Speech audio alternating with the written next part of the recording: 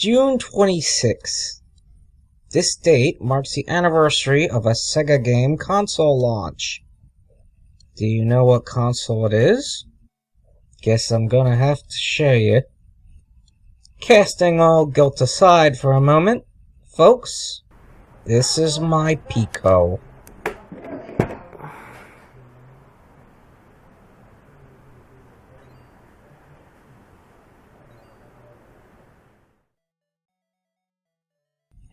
No, wait. Let's try that again. Sega Pico.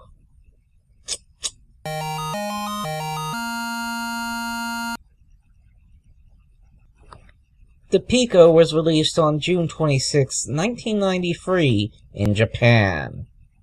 But let's get to that later. USA. I will start with the story of the Pico in the United States, which is a very contrasting experience. In America, the Pico was released about a year and a half after the Japanese version in November 1994. Somewhere in between the hype and confusion surrounding the Sega Saturn and Sega 32X, this TV ad started to play on certain television programs. Excuse me, I just want to turn your TV off and turn you on to the power of your kid's imagination. This is Pico from Sega. You know, Sega! It works with storybook software and this magic pen. Touch the storybook and images come alive right on your TV, interactively. Touch the learning pad and they can draw, color, they can even animate their own cartoons. Speaking of which, I'll turn your program back on now. See you real soon. Running under hardware similar to the Sega Master System, the Pico had three main selling points: the Storyware cartridge format, the Magic Pen and touchpad interface, and the marketing towards children's edutainment titles. Storyware cartridges looked like, well, a book, sort of. Compared to regular game cartridges, Pico storybooks were large. The size was to make room for the pages on the carts.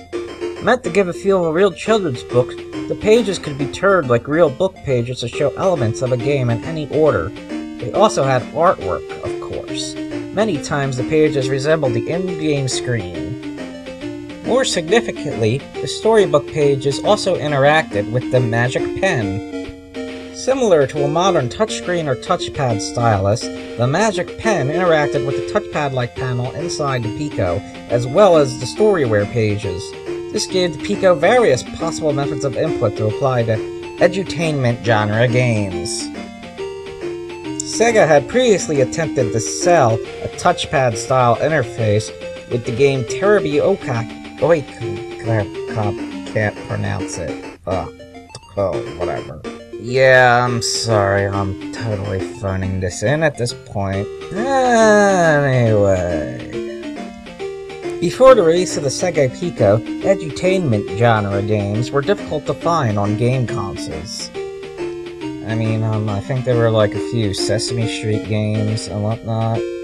But, yeah, besides that, they were mostly restricted to PC platforms.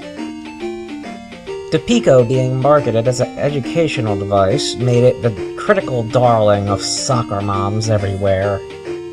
Pico won awards such as the Oppenheim Toy Portfolio Platinum Seal Award and the National Association of Parenting Publications Awards Gold Medal. Awards that are probably great for trying to market the Pico as an educational game system, although maybe rating a few games 5 out of 5 in the Game Pro magazine might have worked better for that. I don't know really, but maybe. Anyway, on the note of the games, there's more or less no documentation on the release dates for US Pico games, so I'm just gonna speculate wildly. Based on how, like, every Pico I see going around comes with Huckle and Lolly's busiest day ever, I'm taking it that's a pack-in.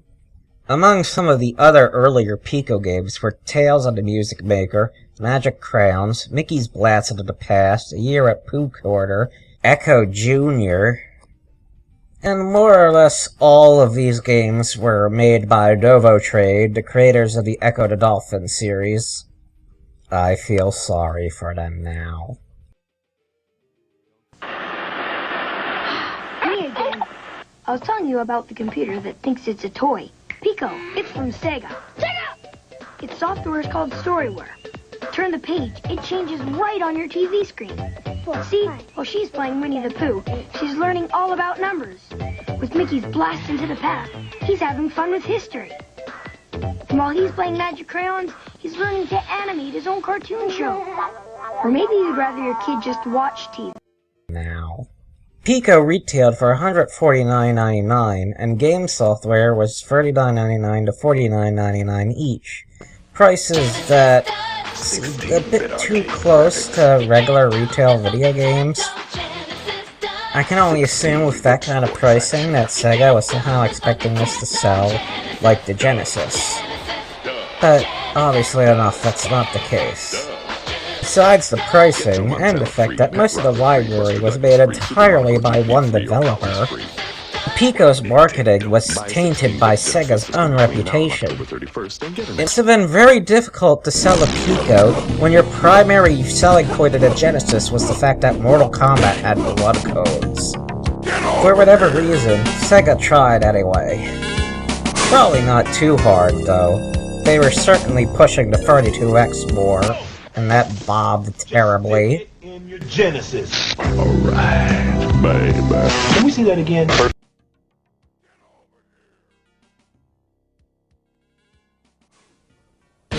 A child's mind is like a sponge, absorbing everything. Middle-aged men who want to be teenage girls next. So make it the right things. With Pico, it turns TV into your kid's first computer and turns on the power of their imaginations. With Storybook software, turn the page and images come alive on TV. Kids learn numbers, music, reading, and more. Most kids spend 3 hours a day glued to TV. Pico makes it a smart 3 hours. By 1996, the Pico in the US only had 400,000 units sold. In 1999, Majesco gave the Sega Pico the Genesis free treatment with drastically reduced prices. And then that's kind of it. Pico had a similar story in European regions, including even game developments that were cancelled because the Pico did not sell well enough to support them. If this was all there was to the Pico's story, you'd probably wonder why anything at all was special about it. This is why it's especially interesting to see the Japanese Pico game library. Like comparing the Sega Saturn in the US and Japan, it feels like you're looking at Bizarro World.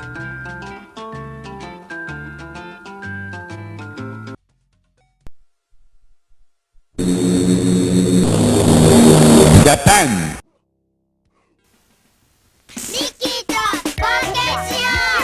算数だってお絵かきだって楽しく遊んで知力すくすくキッズコンピューターピコ用ソフトミッキーの愉快な冒険 Heading back to that 1993 release date, we see the Japanese Pico. It launched with Mickey no Yukai na Boken. Whoa, I actually did that. Let me go back to something from earlier. Terebi Oekaki. Woo! Nice. Anyway, while it's difficult to pinpoint where exactly the Pico took off in Japan, there's a few obvious traits that show that it was more successful here than in other regions. To start, it had actual third-party support. Bandai, Takara, Gakken, Shogakukan, and Kodansha, among other companies, made games for the Pico in Japan. These games frequently made use of popular Japanese marketing characters, such as Godzilla. Yeah, Godzilla. Destroys Tokyo, kills monsters, teaches kids about things. Oh, and Cutie Honey. Yeah. Cutie Honey teaches kids about their Picos. Oh no, I'm not doing that joke Okay, there were some more normal ones too, like, you know, Disney characters. Anton Man, Hello Kitty, Snoopy. Wait, Snoopy got a game, and it didn't come out in America. What? What the heck? Half these Disney games didn't come out in America. Oh, and I'm taking it by now that you've already seen the videos I recorded of Pokemon games on the Sega Pico. To remind you of how real it is, let me put up some footage here of me touching it with my magic pen.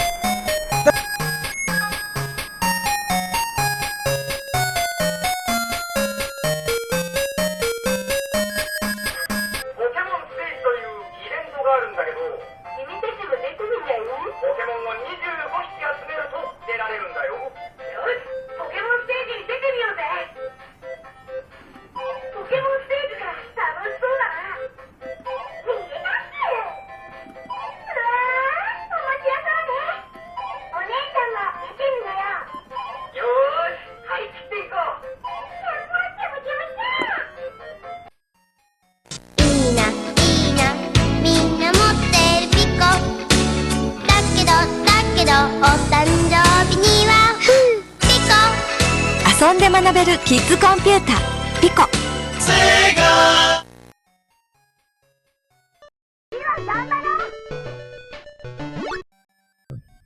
Did I mention that was from 2003? Yeah, the Pico in Japan got games until 2005. That's a pretty long lifespan. Like, almost Neo Geo long. According to old Sega Toys website archives, in that time frame, the Sega Pico sold 3.5 million units, which is very similar to the amount of sold Sega Mega Drive units. The Pico was also released in multiple hardware variants, such as the licensed mixed book player Copera by Yamaha, which had sound hardware for MIDI support, as well as the Kids Communication Pico by Sega Toys, which was a streamlined Pico model. Japan also had the Pico actually use game accessories, such as the Drive Pico, Fishing Pico, Tel Pico, mouse, keyboard, some baby, an ant colony. Yeah, I don't even know. Some of these accessories look pretty outlandish. But I suppose, much like how Playmates milked the Ninja Turtles toys for all their worth, that's what you do when you make a success. That, and treating the name as a brand. The Pico name was spun off into the Touch Pico, which is basically completely unrelated to video games. It was also spun off into the Paso Pico, which is basically PC ports of Pico games. The Pico branding was even on certain Nintendo DS titles. Last but not least, Sega Toys even made a successor console for the Pico called the Beamer. I don't actually know that much about the Beamer besides what I've seen secondhand, but it has more Pokemon games, more Hello Kitty games, and more Doraemon games, so it probably just got a bunch more games. That's really about all I know so far, but I'll look more into it later. Do note that in regard to the Japanese Pico, I've only skimmed through most of these details in this video. As of today, emulating the Pico is, well, improving from what it was about like 5 years ago. This is mostly because of the increase in ROM dumps that have occurred lately. Most of these ROM dumps are supplied by Team Europe, a blogspot page which archives, well, information on children's educational devices. The ROMs can boot up in most Sega emulators, however, specific support for Pico inputs need to be implemented. Currently, Kega Fusion and Pico Drive have some limited support for Pico inputs. Of course, you might find it cheaper to just purchase a Pico. They're still on eBay. You could probably get one for about a 20. You might have noticed when I was playing Pokemon earlier, the Pico is region free, so you can import games. It's kind of expensive to purchase Japanese Pico games though, not in terms of the base price, but shipping. For a good idea of what Pico games to import, try looking at some of my YouTube videos.